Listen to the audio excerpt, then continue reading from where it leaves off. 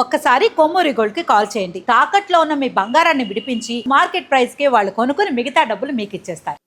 Hi, welcome to మనం TV. మనం ఉన్నది మన కోసం. నేను మీ మనోజ్. సోనియా గాంధీకి సీరియస్ అయింది. హాస్పిటల్లో ఆవిడ అడ్మిట్ అయ్యారు.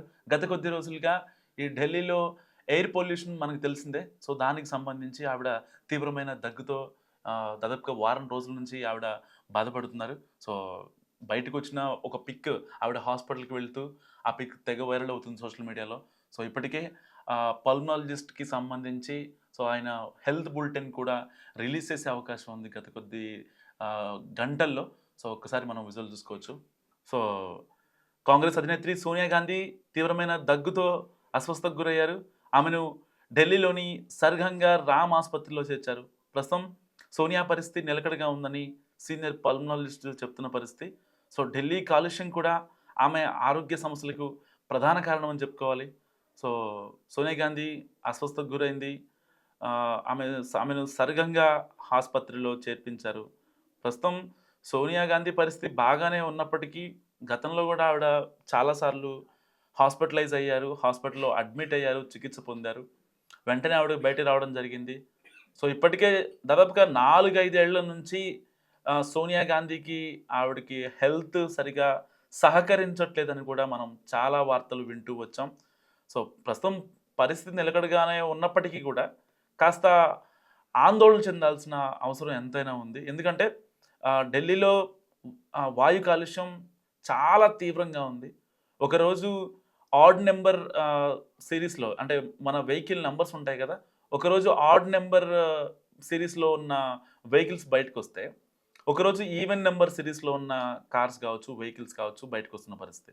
ఇప్పటికీ అక్కడి రవాణా శాఖ అధికారులు కూడా ఎట్టి పరిస్థితుల్లో ఫ్యూయల్ టైప్ కాకుండా ఈ ఎలక్ట్రానిక్ వెహికల్స్ని యూజ్ చేయమని కూడా అధికారులు చెప్తున్న పరిస్థితి.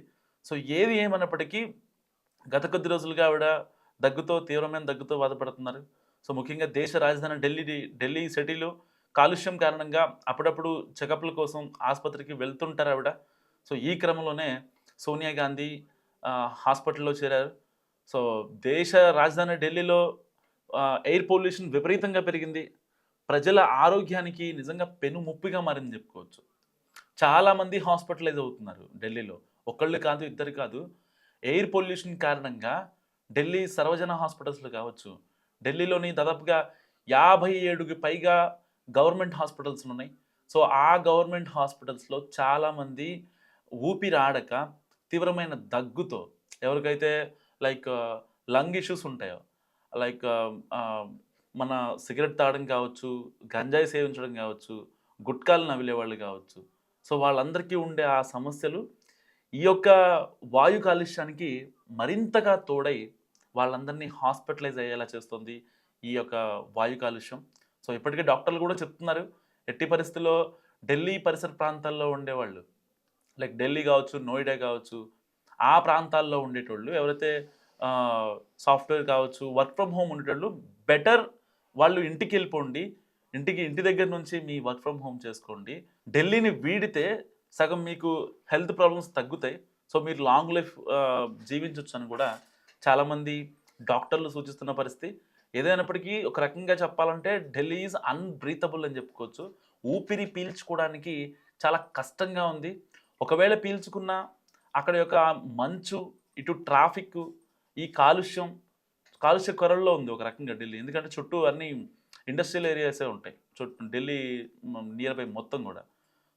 ఆ యొక్క డస్ట్ మొత్తం వచ్చి ఢిల్లీలోనే మకాం వేయడం, దానివల్ల ఈ యొక్క శీతాకాలంగా అవ్వడం, దానికి మంచు యాడ్ అవ్వడం, ఇలాంటి ఒకదానికొకటి అక్కడి ప్రజల యొక్క ఆరోగ్యాలని కలిచివేస్తున్నాయి.